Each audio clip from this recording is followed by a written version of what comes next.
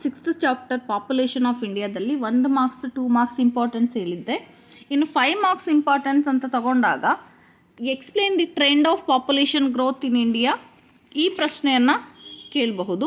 ನಿಮಗೆ almost second ಚಾಪ್ಟ್ರಿಂದನೇ important questions ಬರೋದ್ರಿಂದ ಇದರಲ್ಲಿ ಕಡಿಮೆ ಆದರೂ ಕೂಡ explain the trend of population growth in India ಅಂತ ತಗೊಂಡಾಗ population growth in India between 901 to 2011 ಏನಿದೆ, ಈ ಸ್ಟೇಜಸ್ ಏನಿದೆ, ಈ ಟೈಮ್ದು 4 ಸ್ಟೇಜಸ್ ಬರುತ್ತಲ್ಲ ಅದನ್ನು ಎಕ್ಸ್ಪ್ಲೇನ್ ಮಾಡಿ ಸಾಕು. The population growth in India between 901 and 2011 can be divided into 4 stages ಅಂತ ಹಾಕಿ 4 ಸ್ಟೇಜಸ್ ಏನಿದೆ 1901 and 1921 1921 1951 ಸೆಕೆಂಡ್ ಸ್ಟೇಜ್, ಹಾಗೆಯೇ 51 to 81 third stage, 81 to 2011 fourth stage ಏನಿದೆ, ಈ ಸ್ಟೇಜ್ಗಳನ್ನು ಎಕ್ಸ್ಪ್ಲೇನ್ ಮಾಡಿ.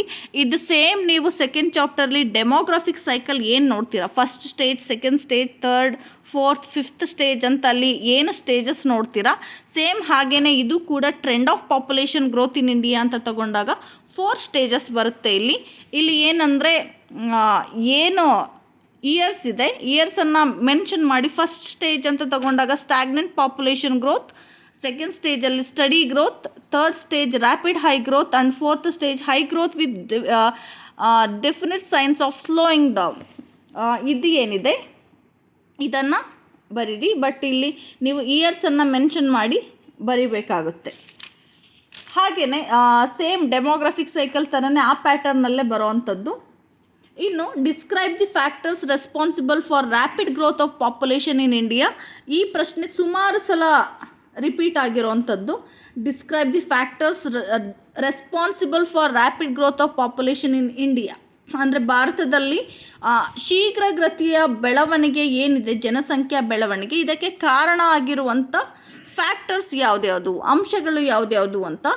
ಇದರಲ್ಲಿ high birth rate, low death rate, causes for high birth rate ಏನಿದೆ, ಹಾಗೆಯೇ causes for low birth rate ಏನಿದೆ, ಇವುಗಳನ್ನು ಎಕ್ಸ್ಪ್ಲೇನ್ ಮಾಡಿ. Causes for high birth rate and causes for low death rate, ಇದೆರಡರದ್ದು ಏನೇನು ಕಾರಣಗಳಿದೆ ಅನ್ನೋದನ್ನು ಎಕ್ಸ್ಪ್ಲೇನ್ ಮಾಡಿ.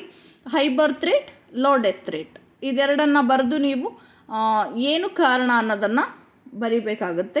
ಈಗ ಎಕ್ಸಾಂಪಲ್ ಹೈ ಬರ್ತ್ ರೇಟ್ ಅಂತ ತಗೊಂಡಾಗ several causes for high birth rate in India, example early marriage, universal marriage, religious, joint family system, illiteracy, poverty. ಹಾಗೆಯೇ causes for low death rate in India ಅಂತ ತಗೊಂಡಾಗ control of epidemics, ಹಾಗೆಯೇ control of infant mortality, spread of education. ಈ ಪ್ರಶ್ನೆಗಳು ನಿಮಗೆ 2 ಮಾರ್ಕ್ಸ್ಗೆ ಕೂಡ ಕೇಳ್ತಾರೆ. ಹಾಗೆಯೇ ನಿಮಗೆ ಇನ್ನೊಂದು ಕೇಳಬಹುದು, mention any 4 important causes for migration, mention any 4 important causes of migration ಅಂತ ನಿಮಗೆ ಈ ಚಾಪ್ಟರಿಂದ ಕೇಳಬಹುದು. Marriage, employment, education, lack of security. ನೀವು ಸೆಕೆಂಡ್ ಚಾಪ್ಟರಲ್ಲಿ ಏನು ಓದಿರ್ತೀರ ಅದನ್ನೇ ಇಲ್ಲೂ ಸಹ ನೀವು ರಿಪೀಟ್ ಮಾಡಬಹುದು. ಹಾಗೆಯೇ ಏನಾದರೂ ಆಪ್ಷನಲ್ಲಿ ಕೇಳಿದ್ರೆ name the 4 important programmes to control poverty and malnutrition in India. ಯಾವುದಾದ್ರೂ 4 ಪ್ರೋಗ್ರಾಮ್ಸನ್ನು ಅಂದರೆ ಗೌರ್ನಮೆಂಟ್ ಪ್ರೋಗ್ರಾಮ್ಸ್ ಏನಿದೆ ಅವುಗಳನ್ನು ಬರೆಯಿರಿ ಅಂತ ನಿಮಗೆ ಕೇಳಬಹುದು. ಸರ್ವಶಿಕ್ಷಣ ಅಭಿಯಾನ್, ಕ್ಷೀರಭಾಗ್ಯ ಯೋಜನೆ, ಅನ್ನಭಾಗ್ಯ ಯೋಜನೆ ಇವುಗಳನ್ನು ಹೀಗೆ ಬರೀರಿ. ಹಾಗೆಯೇ ಭಾಗ್ಯಲಕ್ಷ್ಮಿ ಯೋಜನೆ, ಕೂಲಿಗಾಗಿ ಕಾಳು ಇವುಗಳನ್ನು ಹೀಗೇ ಮೆನ್ಷನ್ ಮಾಡಿ ಏನಾದರೂ ಕೇಳೋ ಸಾಧ್ಯತೆ ಕಡಿಮೆ.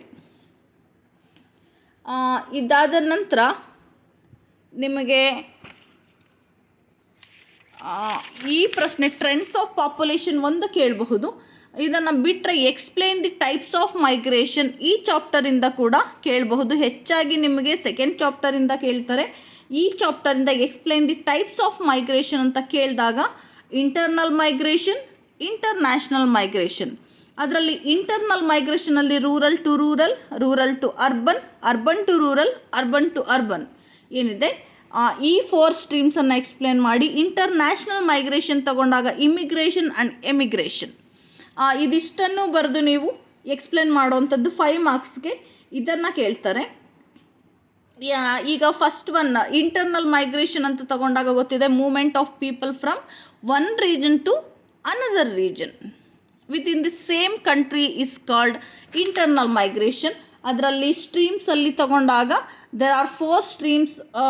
First one rural to rural ಅಂತ ತಗೊಂಡಾಗ rural to rural migration estimated that about 65.2% of total migration. ಅಂದರೆ ಈ ಕೆಟಗರಿನಲ್ಲಿ 65.2% ಅಷ್ಟು ರೂರಲ್ ಟು ರೂರಲ್ ಮೈಗ್ರೇಷನ್ ಇರೋದು ಇಂಡಿಯಾದಲ್ಲಿ ನೋಡ್ತೀವಿ. Female migrants dominated in this stream. ಅಂದರೆ ಫೀಮೇಲ್ ಮೈಗ್ರೆಂಟ್ಸ್ ಏನಿದ್ದಾರೆ ಈ ಸ್ಟ್ರೀಮಲ್ಲಿ ಹೆಚ್ಚಾಗಿ ಕಂಡು ಬರ್ತಾರೆ ಅನ್ನೋಂಥದ್ದು. This migration is also known as woman migration. ಇದು ನಿಮಗೆ 1 ಮಾರ್ಕ್ಸ್ಗೆ ಕೇಳಬಹುದು. ವುಮನ್ ಮೈಗ್ರೇಷನ್ ಅಂತ ಯಾವ ಸ್ಟ್ರೀಮನ್ನು ಕರಿತೀವಿ ಅಂದಾಗ ರೂರಲ್ ಟು ರೂರಲ್ ಮೈಗ್ರೇಷನ್. ಹಾಗೆಯೇ rural to urban, urban to urban, urban to rural.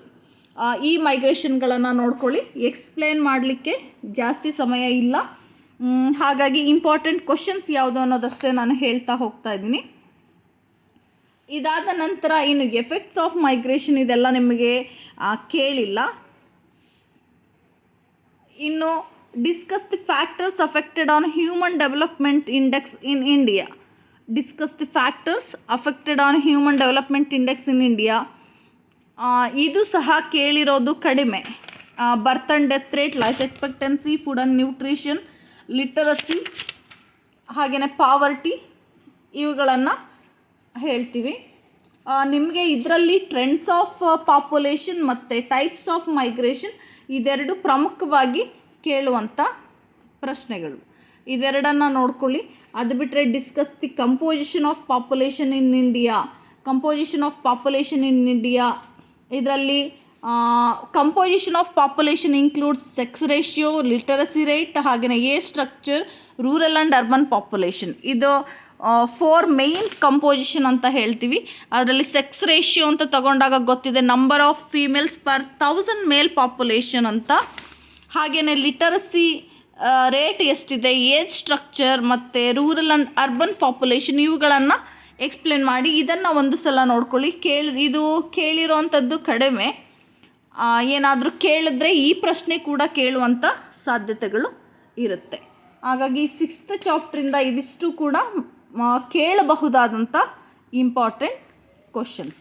ಇದರಲ್ಲಿ ಫ್ಯಾಮಿಲಿ ಪ್ಲ್ಯಾನಿಂಗ್ ಪ್ರೋಗ್ರಾಮ್ದು ಇದೇನಿದೆ, ಇಯರ್ ಏನಿದೆ ಅದನ್ನು ನೆನಪಿಟ್ಕೊಳ್ಳಿ.